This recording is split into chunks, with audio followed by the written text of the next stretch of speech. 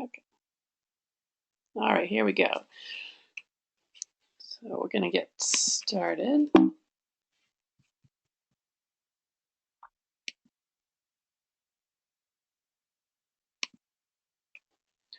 So this is me. I'm Emily Goldman. And in my professional life, I'm a financial planner. I'm passionate about creating financial freedom for busy families. And to me, that means freedom from financial worries that often build up, especially as our families grow and life becomes more complex and busier. In my personal life, I'm a mom and I know how challenging it can be to manage the busy family schedule. And on top of that, find some time, some energy to focus on these lifestyle and financial choices and the impact on our lives. So, really commend you for taking the time today. Our guest speaker today is Melissa Tosetti of The Savvy Life. And Melissa is a nationally recognized author, speaker, and teacher on the topic of personal finance from a lifestyle perspective. She's the author of the international bestseller Living the Savvy Life, pictured here, and she teaches college courses on savvy living and is regularly quoted in the national media. It gives me great pleasure to introduce Melissa Tosetti. Thank you. Thank you. Well, hello, everyone, and thanks for joining us for today's Savvy Holidays class.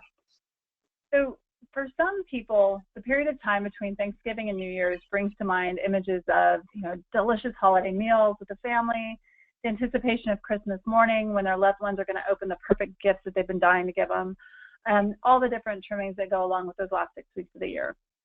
Yet for others, the holidays unleash the dread of finding the time to buy groceries for and cook all those holiday meals, the hassle of dragging the holiday ornaments out of the attic and then putting them back up again 30 days later, the onslaught of party invitations, and then finding the time and the money to purchase and wrap all those gifts, all the while the anxiety building up that knowing on January 15th, the holiday hangover is going to hit full force when the credit card bill comes.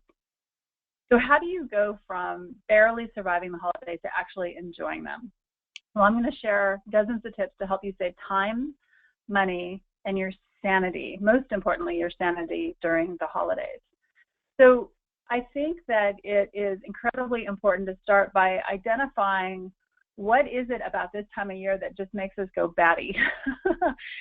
For a lot of people, it's the financial stress. It's the stress of trying to come up with the money to make the holidays happen, or worse, that anxiety you feel every time you slide your credit card, just again knowing you're going to have to face that in the coming months. And then it's the time stress. Emily, I absolutely agree with what Emily said, is we are so busy.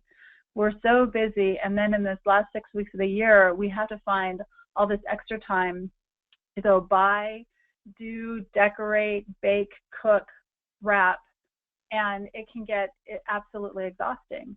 And then there's, meeting families' expectations and trying to live up to that. And then also the social commitments, right? Is feeling the pressure to attend different events that you might not necessarily want to, or a lot of people really struggle with saying no. And so, all these things mixed together create this cocktail of stress and anxiety. So your first homework assignment right out the gate today is to sit down and think about, you can do this while I'm talking today or immediately after the call, but you're going to sit down and you're going to think, what is it about the holidays that you like, right? Not your family, nobody else, but what is it about them that you like? What were your happiest memories around the holidays? And one of the things that I've learned is that for a lot of people, it isn't necessarily the gift giving or the gift receiving. A lot of times it's the smallest things, like the annual cookie baking and decorating endeavor, or the simple process of decorating the tree. And so once you figure out and identify what it is important to you that you really want to emphasize, you're going to start by building your holidays around that, okay? Start by building your holidays around that. Incorporate also, the things that your family likes to do as well. But if you can start by focusing on the things that you want to do and make sure that there's plenty of time to do that, then everything shifts. and you're able to make sure that you're being very purposeful with where you're spending your time and your money, and the holidays start to transform to what you want them to do, not you getting influenced and battered by what ends up just kind of happening along the way. So the first step on this particular slide, your schedule slide, that is terribly important, and this is your second homework assignment. And again, I strongly recommend doing it today if at all possible. But you're going to sit down and you're going to plan out the next 4 weeks of the year, all the way to January 1st, all the way to the new year. And what you're going to do is you're going to start by writing in your calendar, if you haven't already, all the things that you've already committed to. So it could be your holiday party, your spouse or partner's holiday party. It could be your children's activities that they've committed to. And then, of course, you want to put in if the actual holidays, Hanukkah and Christmas, where are you going to be? Are you hosting at home? Are you traveling somewhere? You want to block that time out on your calendar. And it may seem like kind of a funny thing. Of course I would block out December 25th, right? Well, it's funny when you think about that. I'll give you an example. December 24th, we always drive to my father-in-law's home in Healdsburg. And usually they start this Christmas celebration at about 5 o'clock at night. But on a good day, it takes us 2 hours to get there from Redwood City. During the holidays, it can take us a good 4 hours, which is mind-boggling. But if I don't actually block out that time and really take into account how much time it's going to take, then we all become a big stress ball in the car as we're driving up there, and it completely shifts our feelings about having to go up there, or want it because we want to go up there. But you understand what I mean. So something like blocking out that travel time is really key. The next step, and this is probably more crucial than any other step, is you are going to block out at least one night during the work week that you are going to stay at home. Put it on your calendar. If you do not put it on your calendar, something else is going to take up that space, and you're going to end up being committed to doing something else. But in an ideal world, what you're going to do is you are going to, as soon as you come home or you get the kids from school and you come home, you're going to go straight to your room, put on your pajamas, and you are not going anywhere or doing anything that you don't want to do for the next 4 to 6 hours. And in an ideal world, what you're going to do is that morning, you're going to get your slow cooker started. So when you walk in the door that night, you're going to be greeted by the smell of dinner that is already done. And there's a couple different reasons to do this. One of the main reasons is because during this last 6 weeks of the year, again, we've got all this stress and this pressure. We're not getting as much sleep because we're trying to get everything done. We are eating and drinking things that we wouldn't normally eat and drink during the rest of the year. We're going into out of heated rooms and cars into the cold air. We are primed for getting sick. And so not only from a mental sanity standpoint of blocking out this time, but it gives your body a chance to rest and recover, giving you an opportunity to go through that entire month of December without getting sick. And giving you an opportunity to watch Rudolph the Red-Nosed Reindeer, yeah. Right? Or just relax and read a book or play a board game with your family. And you'd be amazed at how those are the times that you really look forward to and you really covet as you go along. And then the last two things with your schedule that are key is you are going to write down and block out times to get to the grocery store each week, because that is crucial. The last thing you want is to have to scramble for what's for dinner because there's no food in the house as you're going along. And then you're also going to block out, and don't forget to block out going to the grocery store for those holiday meals especially. You do not want to be standing in line at the last minute at the grocery store. And then the last piece of the puzzle is you are going to block out the times to go take care of the shopping. Okay, so if you have to go get your holiday tree, you're going to block the time out for that because that takes time. That will take an hour or more.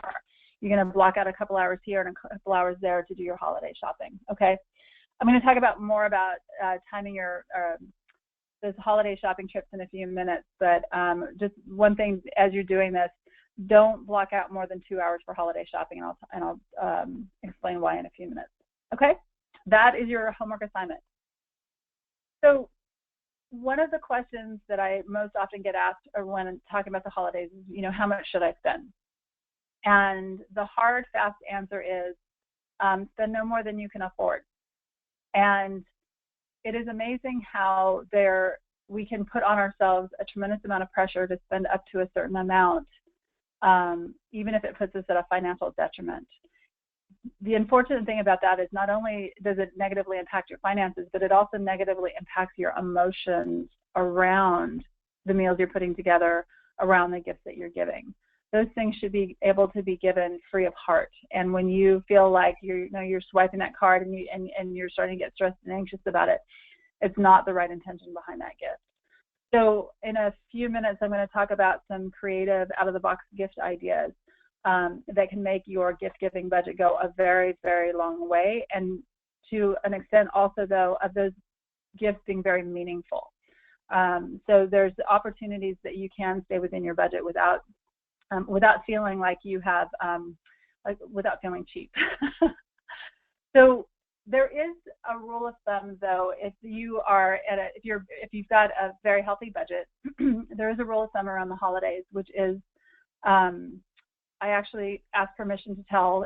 Let me back up just a little bit. Greg Karp used to be the financial columnist for the Chicago Tribune. He's a great guy, very smart. He has a book out called Smart Spending, which I highly recommend.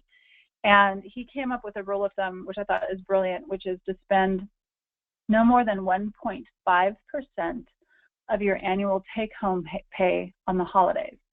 So I'll say that again, no more than 1.5% of your annual take-home pay on the holidays. Okay, so again, it's a rule of thumb. Some folks that have, like one couple that I met after giving this presentation came up to me, and they have 23 grandchildren. So they may spend a little bit more than that on the holidays, whereas I have clients that make, 6 figures and have one niece that they buy for. They're not going to spend up to 1.5% of their annual take-home pay. So take it with a grain of salt. Figure out how to make it work for you, okay? So once you have your holiday budget, it's important to parcel that out. And I should back up and say that holiday budget, the spending for that holiday budget, that's not just gifts. That's for that rule of thumb. It's gifts, holiday meals, holiday travel, decorating, and then your holiday charity giving. Okay, not necessarily your charity throughout the year, but your holiday charity giving. So once you have that overall number, it's important to actually break it out and budget it out. How much do you want to spend of that money do you want to spend on gifts? How much on meals, and so on? And the reason that it's important to figure that out is, sorry, Emily, can you go back up for a sec? Thank you. It's so easy to spend into another budget, right? If it's all lumped together, it's so easy to spend into another budget. So I strongly recommend break all that out. And Melissa, do you have any tips on that? Like how to, I think that's really an important point. It's so easy just to like double count for everything. I have whatever, I have $1,000 set aside, like, that's enough for traveling, that's enough for gifts, but not really adding all those things up. Together, right. Yeah, I think the first thing first of all, you've got to know what you can afford, right? And once you figure that out, then you write down, okay, so how many people would you like to buy for? And then if you kind of give yourself a base amount for each of those people, how much you would want to spend, and then how much does a typical, like during the holidays, how much does it typically take you to, so you take some time and really kind of think through each of those categories. Give yourself a very detailed accounting of what you think that those are going to be. And of course it's guesstimates, right? But then from there, you've got to figure out, right? So maybe you're not going to get a bunch of ornaments this year, because if you do that, then you'll be able to spend what you want to spend on the gifts. Or maybe as far as the meals go, you just get really savvy about buying those ingredients. And I'm actually have an entire slide dedicated to saving money on holiday meals. But yeah, without it's too easy to go crazy. And did that answer your question? Yeah, I'm just thinking though, once you've set your overall budget and you've even kind of thought about how to break that out, just like as you go through like we're already in December, but maybe you would start this even earlier potentially. Track as you go through the weeks, even months of what you've spent. And yeah, exactly. You have to track it. You definitely have to track it. And it could be something as simple as an Excel spreadsheet. And I know this sounds very type A, but trust me, it will help you be free of heart in making these purchases. Or even just, a notepad that you can keep with you. But as you buy a gift, you're subtracting that from your overall gift budget. As you're buying ingredients for a meal, you're subtracting that from that overall meal budget. Yeah. The beauty of tracking too, though, is it gives you an opportunity for you to see, well, maybe you over budgeted in certain areas, and that frees up that money to do other things. Yeah. So it's not, budgeting is not always a negative. Sometimes, like a lot of times, it's a huge positive. And the way I look at it, especially for the holidays, is anything that's left over, what an opportunity to be able to go in and take advantage of those after holiday sales for you. Yeah. Right. Yeah. Okay. Can you go to the next slide, please? All right. So shopping, again, is one of those, it takes a lot of effort, a tremendous amount of energy. And I know I'm not an online shopper, and I'm not going to give online shopping tips because that's an entire seminar into itself. Most of what I'm talking about today is what can be done in person, but they can be applied to online shopping as well. But one of the things that is very important is to keep your list handy. I'll give you an example. It's very often that we have opportunities to be able to maybe knock off 1 or 2 gifts on your lunch hour when you're across town, and all of a sudden you realize that there's a store that might have a gift for your uncle there. So keep your list handy so that you can take advantage of those opportunities. I'm actually going to be in Atlanta most of next week, and I'm taking my list with me because there might be chances for me to be able to pick up gifts that I wouldn't be able to get here. And I'm actually really looking forward to that. But as you go along with those gifts and you kind of have an idea of how much you want to spend on your kids and how much you want to spend on your spouse and your parents, as you're going along and picking up those items, it's important to adjust your budget. So if you had set aside $50 for your sister's gift and you found the perfect gift for her for $30, well, now you have an extra $20 that you can maybe spend on somebody else's gift or spread across a couple other gifts. But consequently, there's a flip side to that, right? Where if you overspend, let's say it's $80 on a gift, well, now you've got to figure out, can you economize somewhere else or on a couple other gifts, that $30. But if you think of it, it's very important to think about this not from a negative standpoint, but from this is allowing you to keep your financial foundation in place. This is allowing you to be able to spend free of heart because that money is for those gifts. Whereas if you start to overspend, and again, as I said before, you start to get those negative emotions. So don't think of trying to stay within that budget as a negative. Honestly, think of it as a game. And the other thing too, if you want to really give yourself a carrot, is think of it, if you can stay on budget or even better under budget, then the money that's left over you can spend on you. So the next bullet there, talking about sales ads, to me, this is the number one area where we can systematically save anywhere from 20 to 40% on the majority of the gifts that you buy.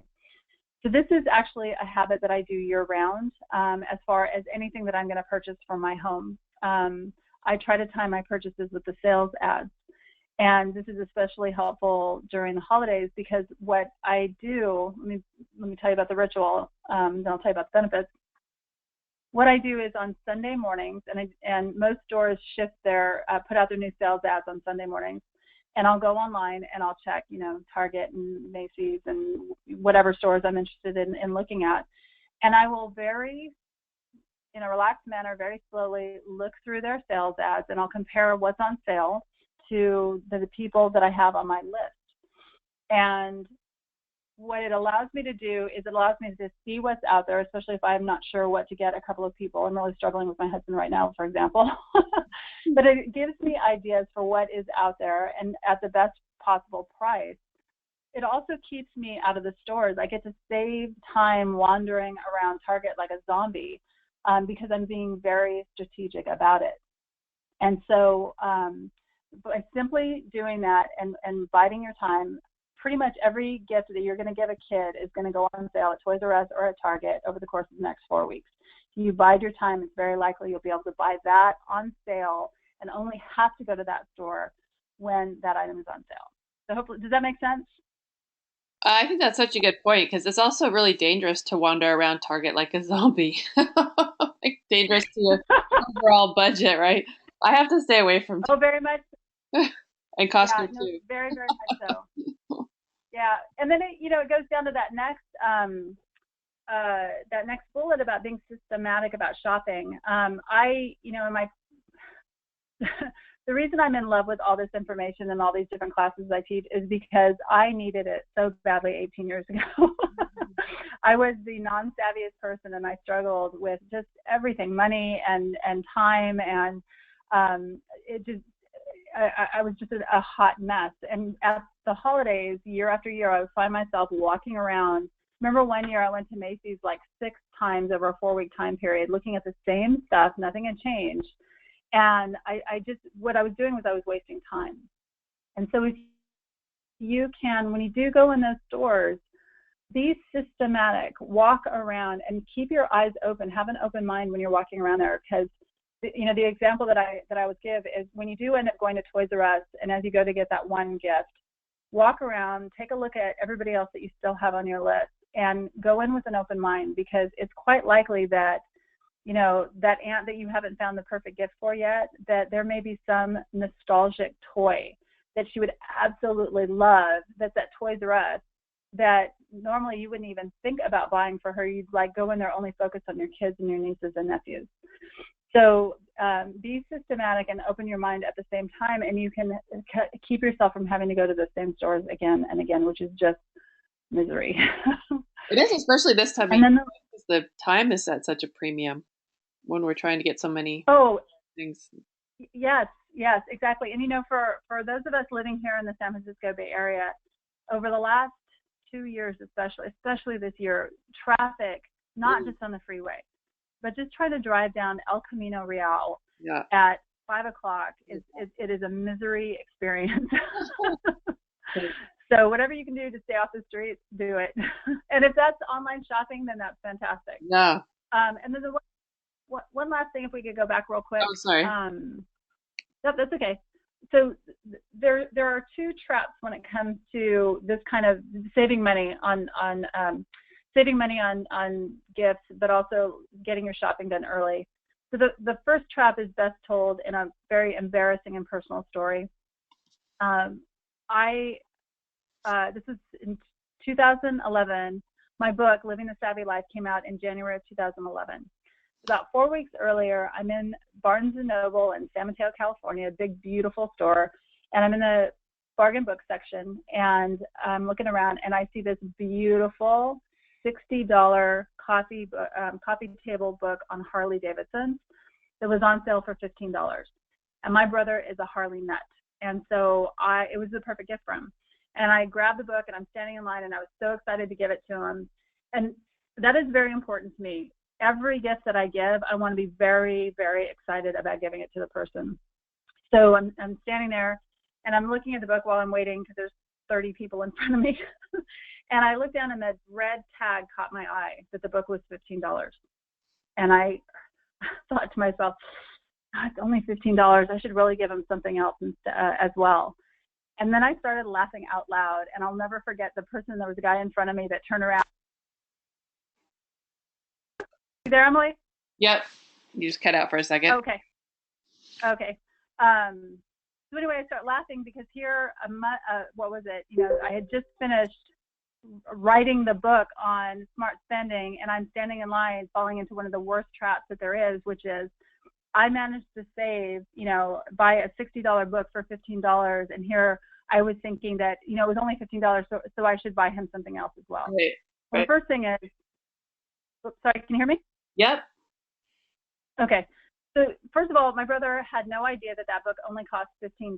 Well, he does now because he's heard me tell the story. But it's not the dollar amount. I mean, yeah, initially you have to kind of decide how much you have to give yourself a budget for each person.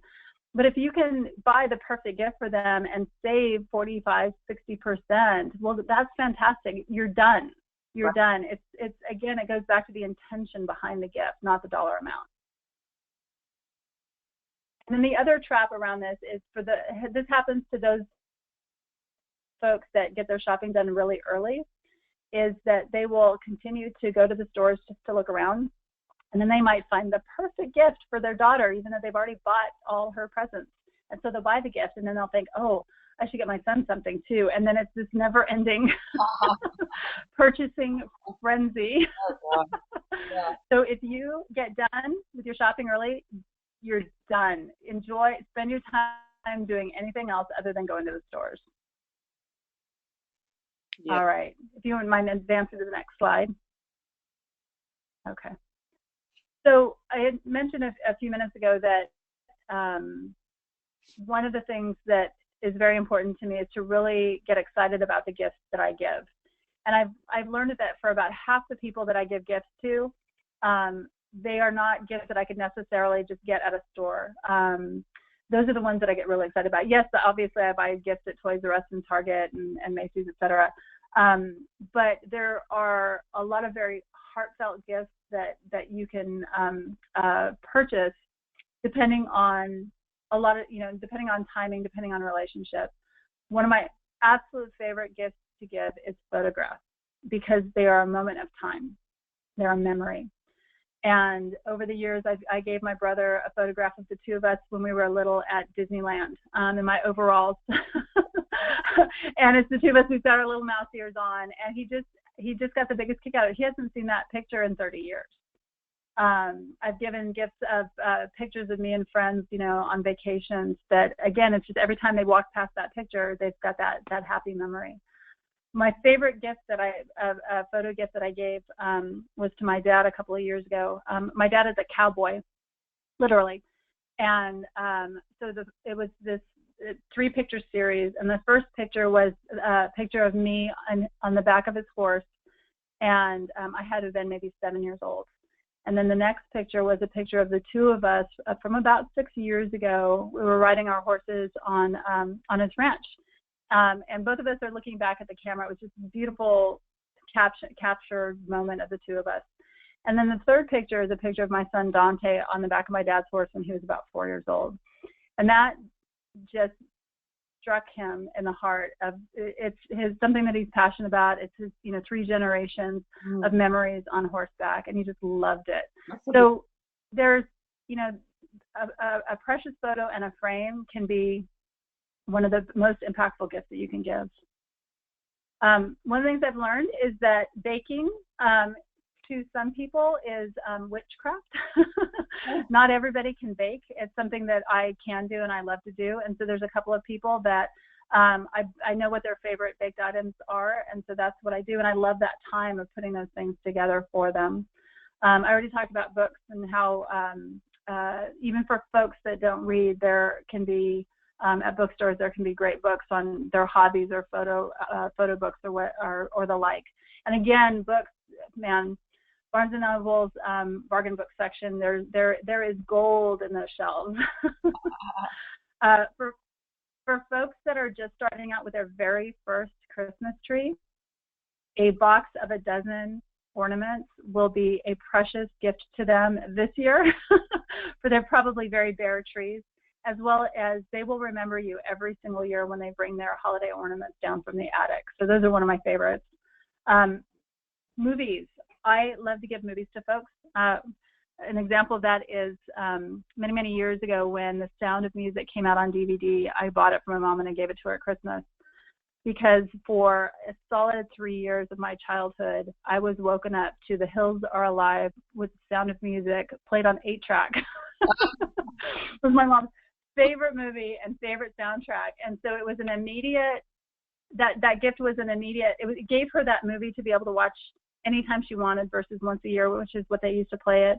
Mm-hmm. And it just also showed her how nostalgic I was about the soundtrack. So, if you maybe watched a favorite movie with a friend or have happy memories with, a family member around a certain movie, and they're very affordable, very affordable. Plants, I'm very domestic. I love to bake.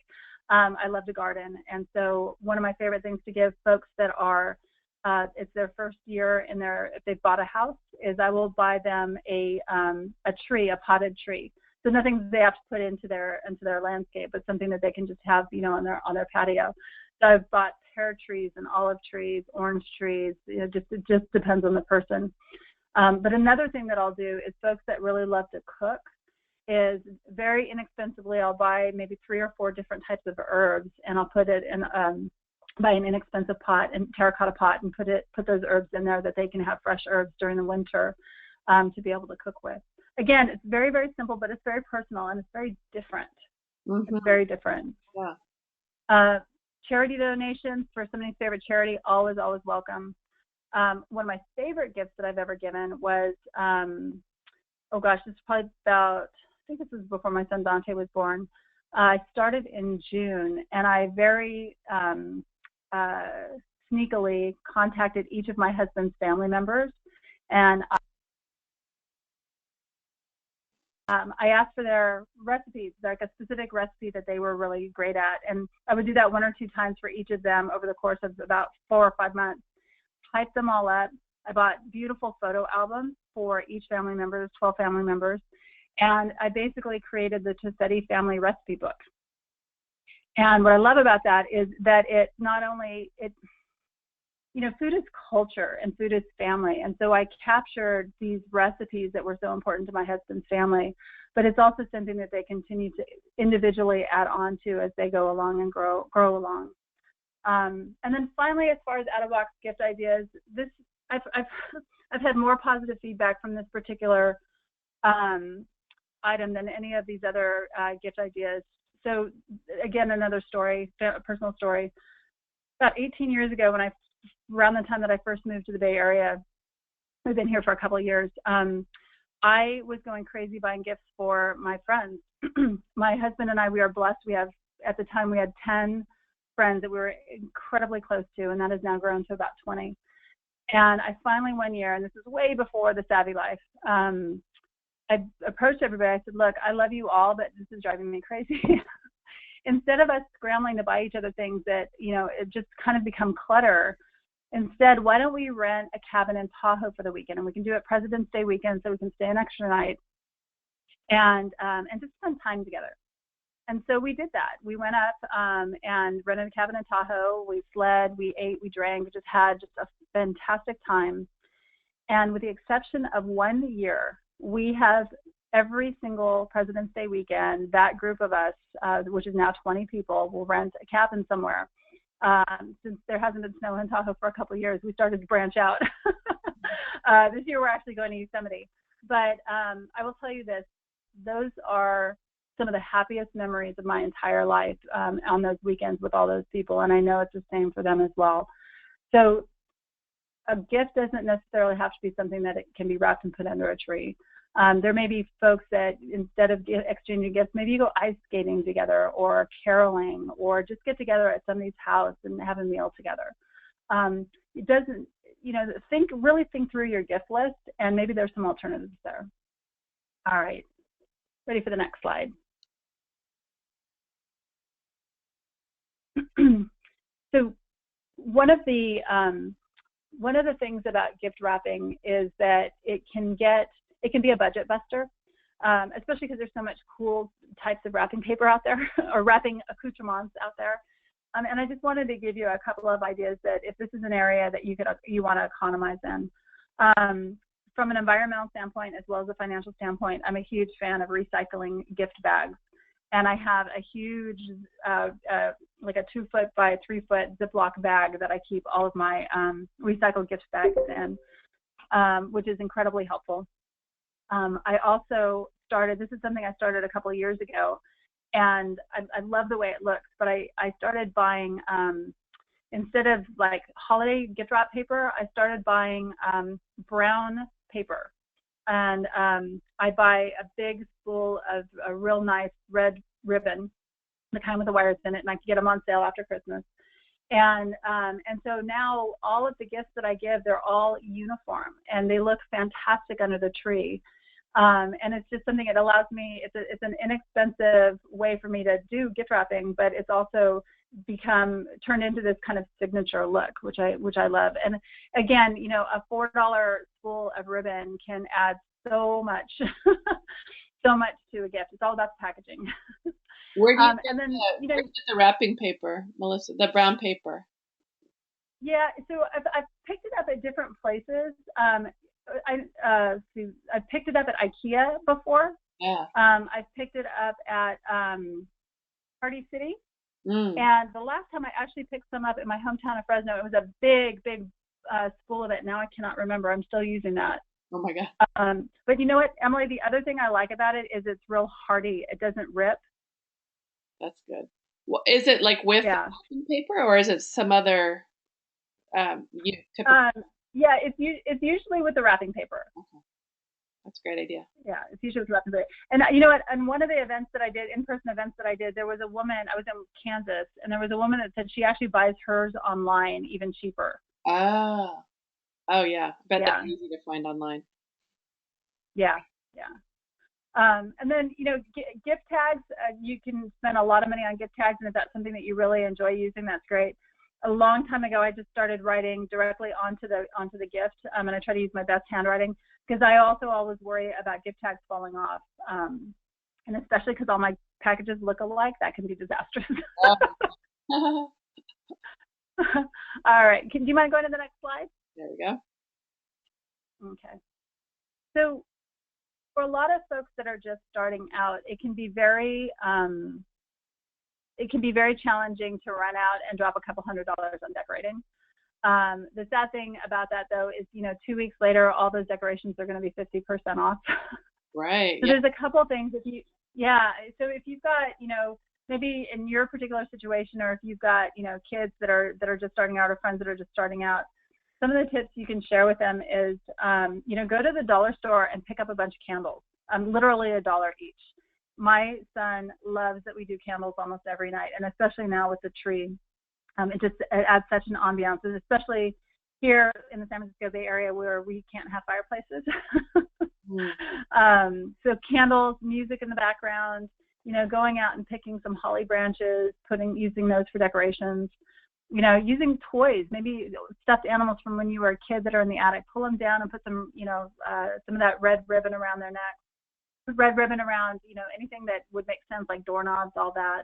As the holiday cards are coming in, you can hang them up strategically, make a very pretty design with them. Put, a pair of mittens, drape them over a doorknob.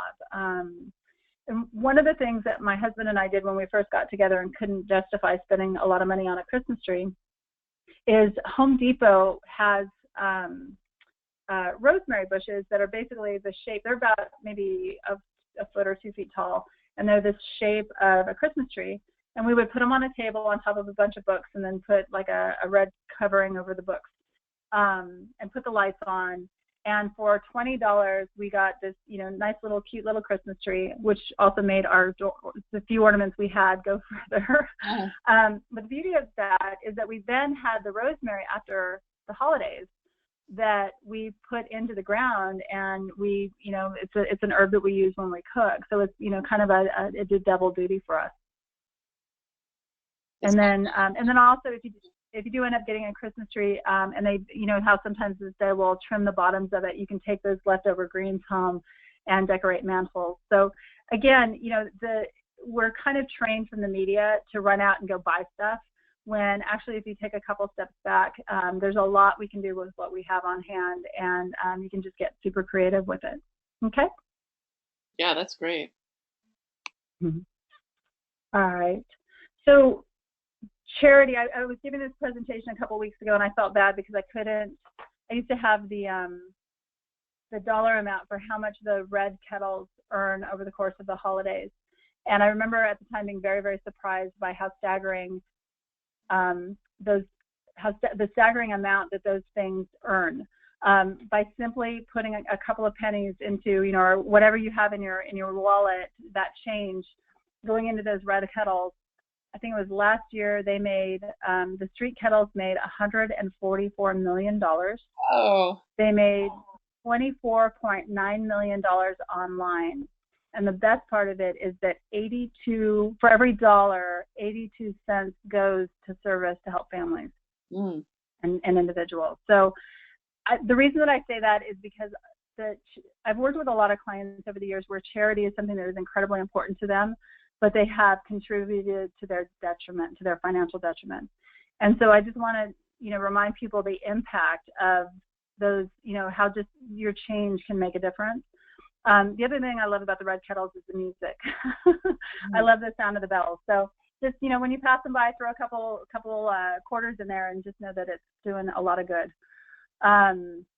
Toys for Tots, of course, is just one of the end-all be-all of this time of year. So, you know what, if you can pick up, by following the sales ads, if you can pick up some toys for, $10 or less, a couple of toys, and take them down to the fire station, they'll do a lot of good and it won't negatively impact your finances. And then, of course, Feeding America, whether it's in December or year-round, they're always looking for, if you don't feel like you can justify doing a financial donation, they're always looking for people to help, but especially in like January and February. So they might not necessarily need your help now, but when everybody else has done their their holiday giving of time, that's a perfect time for you to go in and really be impactful. And then the last thing about charity is it doesn't always have to be a tax donation. Maybe there's a family member or a friend that has nowhere to go for the holidays and isn't interested in a gift or anything like that, but would just love to be a part of your meal. Or something I learned, I'm part of a mastermind group. We meet, for the last 5 years, we meet every Wednesday morning. And one of the guys in our mastermind group, I didn't know that for the last 4 years, he, his wife, and 2 daughters have gone over to the house next door. There's a widow that lives there, and they've decorated her house for her and then take the decorations down before New Year's. And I could cry like thinking about it right now. So I know there's a lot going on, but keep your eyes open for what you can do for others, and you'll get paid back in spades emotionally. Definitely. All right, next slide, please.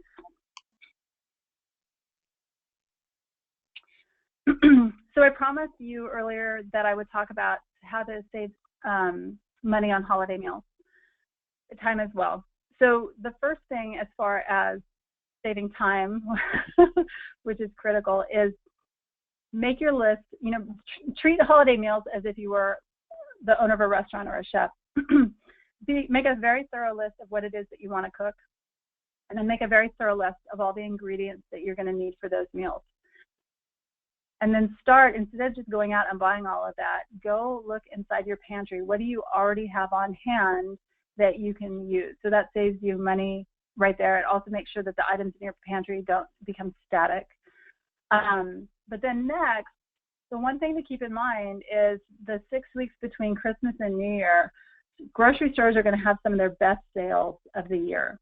And so if you know in advance of what you're going to make, towards that last week of December, and especially like with canned food items, things that are not, not like produce or things that are going to go bad. But you can systematically, by checking those sales ads, you can systematically pick up the items for those holiday meals. And the beauty of that is, as you're picking those up, throughout the weeks, maybe it's, cans of chicken broth and canned corn and the, stuffing ingredients one week that are all on sale. And the next week it's, the wine that you want to serve is on sale. So you're not only picking those items up as they are on sale and saving, 20 to 50% on them, but you're also making sure that that one day before the holidays, you're not having to go to the store and buy, cartloads of ingredients that you're then going to have to deal with when you get home.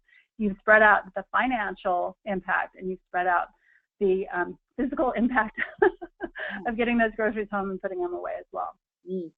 But when you create that list, please check it twice. Please check it twice. Check in, if you do have some of the ingredients at home, check inside of the cans or the canisters to make sure how much you have. And I say that because my son Dante's birthday party, the day before his birthday party, and I was going to make his cake, I had to end up going back to Safeway because I knew I had Hershey's cocoa powder, because I saw the can inside of the pantry, but I didn't realize that I only had like 2 tablespoons full. No. And so I ended up having to waste that time where I could have been baking and be done. I was standing in line to buy those ingredients. So check it twice. The 3 minutes it's going to take you to double check everything will save you, a half an hour to an hour of having to go back to the store. Okay. And around the holidays too, keep it simple. A couple of years ago, I interviewed Chef Michael Chiarello of Bodega fame. And one of the things that he told me is that when he has people over to his house, he keeps his meals very, very simple because, number one, he doesn't want to spend all his time in the kitchen. He wants to spend it out, with his guests. But number two, the more dishes that you need to serve, the less time that you have to really focus on them, and the likelihood that you're not going to be able to put the best meal out possible. So, limit to maybe just one or two desserts, and not like, what was it? One year my mom made everybody's favorite dessert. She ended up making like 9 desserts. It was over the top. Wow. Luckily, she loves to bake, so it was a great experience for her. But oh my God, crazy. So, and then also be willing to, ask people to contribute. Not everybody cooks. Ask them to bring their favorite bottle of wine, or, stop by the bakery and pick up, loaves of bread.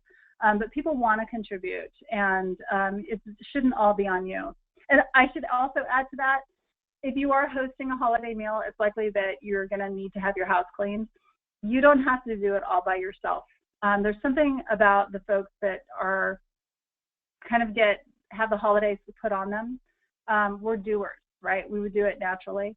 But that doesn't mean that you have to do it all by yourself. So get your family members cleaning toilets, dusting, vacuuming, put them to work in the kitchen. And it should not all be on you. The last thing you want is to be exhausted by the time everybody comes there and you can't enjoy that time with your family and friends. Okay? All right, next slide. I think we have just a couple more slides here. If you are traveling, just a couple of different suggestions. Service your car before you go, especially if, like us, when we go to my father-in-law's in Healdsburg, it's a 2-hour drive. We make sure that our car has been serviced recently, so we're not going to have to worry about any breakdowns and miss out on the holidays.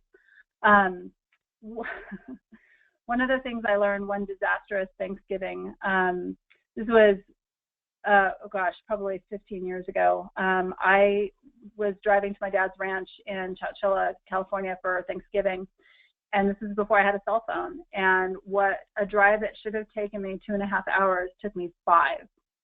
And my dad was at his wit's end by the time I got there. He was so mad at me because he had been so worried. And basically the first thing that he told me when I showed up is, "You are buying a cell phone." But what that taught me is not just that I should have a cell phone, but what it taught me is to give an ETA. So instead of saying, we're going to be there at 5 o'clock, not having any idea what the roads are going to look like, say that you're going to be there somewhere between 4:30 and 5:30. And if you're going to be later than that, then you can just use your phone and call and say you're going to be late. But it takes a lot of that stress off of you to try to be there at a specific time. Get snacks at the grocery store before you go. You're going to spend a fraction of the price. You're going to make better decisions than what you're going to buy starving at a convenience store. And then also you won't have to stop. You can just kind of keep on going versus have to wait when there is a store available. And for flights, you know what, again, that's out of your control. And I think if a flight runs late or there's weather issues or anything like that, I think the greatest thing that you can do is take a really good book, plenty of entertainment for the kids, and just be prepared for it versus getting stressed out about it if something goes wrong. And then that last bullet there is just a favorite. It's probably too late to implement now for the holidays, but this is something that you can use for any travel that you do, air travel that you do. My favorite travel website is airfarewatchdog.com, as you can read there. I don't know why I said that. But Airfare Watchdog, basically what it is you put in where you want to fly out of, where you want to fly into, and the dates. And every day, every other day, you will receive an email from them letting you know what the current lowest price is. And so over the course of a couple of weeks or a month or so, you get to get an idea of what the lowest price is, right? It's like an algorithm. And then when it hits that lowest price again, you can go ahead and pull the trigger and feel very good about the price that you paid for that air ticket. So I love that one because it's always like the stock market. You never know when to buy and you never know when to sell. Or, well, Emily does. I don't know about that. but the rest of us, right? Wow. So this is one of the things that gives us that education. Okay. All right. So just 2 more slides. So the next one is my favorite of all of these slides. Enjoy the holidays. Enjoy the holidays. You know what? DVR your favorite holiday TV shows. We've already DVR'd all the ones that we want to watch with Dante. And then on those nights that you've carved out, it's a perfect time to watch those and just relax and get into the spirit. Get in your car and go out and check out the holiday decor. I wish I could remember the street right now, but there's a place in San Carlos that is just famous for going. It's a block of houses. They are over the top. And they're in the decor. Or you could just drive around your neighborhood and see what the neighbors have done. Go caroling. When I was a teenager, I used to grab all my cousins and we would go caroling in the city of Fresno. And I can't sing to save my life. I mean, you can hear how rough my voice is. But it was fun. Oh my gosh, the memories that we had. And you know what? Nobody does that anymore. So you should do it. Read holiday stories, you know, whether your kids are 4 or, 40. Well, okay, maybe not if they're 40. But read holiday stories. Go ice skating. Make an extraordinarily decadent cup of real hot cocoa. And then the last thing that I don't have on here, but I need to add, for those of you that are not familiar with the Elf on the Shelf, there's a little toy elf you can buy and a story that goes along with it where if you have small kids, the elf basically is like Santa's informant, and he keeps an eye on everybody and reports back to Santa on how the kids are being good. And then every night you move the elf around the house to do different things, like he could get into the toothpaste one night or play with other toys the next night. In our house, we don't do Elf on the Shelf, but for the last 4 years, we've had some of my son Dante's other toys come to life. And my husband and I take turns doing it. We have so much fun. He and I, on our own, have so much fun doing it. But it was funny, about a week ago, out of the blue, Dante said, "Oh, it's almost Thanksgiving. My toys are going to start to come to life again." And so it's solidified for us like that little magic. Mm-hmm. and that memory he has with it. And I'm telling you, every single morning that kid comes down from his bunk bed and he zeroes in to look at what they did the night before. Oh, that's funny. Yeah. So again, cost nothing, or just an Elf on a Shelf if that's what you want to do. But it's memories, very, very fun memories. Mm-hmm. And then I would feel remiss if I didn't end by talking about the after holiday sales, which is that last slide. Mm-hmm. And so because you've been saved so much money on your holiday gifts, and there's plenty left over, take advantage of the holiday sales. Go buy the gift wrap. You might be able to find your signature gift wrap for next year at 50% of what it was before. As you were shopping, there may have been clothing items that you really wanted to get for yourself but didn't feel comfortable. Go to the store, go ahead and grab those items. All candy that is red and green is going to be on sale. Go ahead and pick those up and use it to bake with. Linen is going to be on sale. The one thing that I would say about all of this, though, is you've got to hurry because people know this. And so honestly, by about 1 o'clock on December 26th, the good stuff a lot of the good stuff is taken. So this is something you definitely want to get out and take advantage of, especially if it's your first year and you with your holiday tree and you want to pick up some extra ornaments. Last year I replaced our outdoor lights with lights that I got for 75% off actually at Orchard Supply Hardware. So definitely worth checking out and taking advantage of. And the last thing that I want to leave you with is, you may not think that you have a choice around the holidays, that you can kind of go down to the holiday season without a paddle and kind of crash along and just be miserable those last 6 weeks. But if you can or 4 weeks now, right? But if you can just sit down and create a plan, block out your calendar like I talked about, create that plan and block out the time for you to be able to relax and enjoy will make all the difference in the world. And this could be the best holiday that you can remember. That's great. Great advice. Um, Thank you. yeah, and I just wanted to flash up here Melissa's contact information and her book again. A lot of these tips are in your book, I think, right, Melissa? Correct, yeah. Definitely all the shopping and smart choices. And you can reach her at thesavvylife.com, and her phone number's here as well, and her email. So she's got lots of interesting things that she does with people on savvy living around spending and budgeting and cash flow and lots of cool stuff. And then I just also wanted to offer to everyone who's on the call today, on my website, there's a way to set up a complimentary consultation if sort of this broader topic, or this, I guess, specific topic has brought up some broader thoughts around planning and thinking about spending in context of a longer term plan. I'd love to chat with you about that. And you can find me on tamarindfinancial.com, and my Get Started page is a way to schedule a free consultation with me. So Merry Christmas, Happy Hanukkah, and any other holidays that folks are celebrating. And thanks to Melissa for joining us. That was really entertaining, and also just, of course, lots of great tips and information for us to actually use on a day-to-day basis and right now as we approach the holidays. So thank you. Thanks very much. And I should have added another slide for our upcoming events, but those you can find on my website too, tamarindfinancial.com. We have a couple more Savvy Life specific topic webinars coming up, and we hope to see you on those. Happy holidays, everybody. All right. Bye, Melissa. Bye, Emily. Have a great one. Thank you. All right. You too.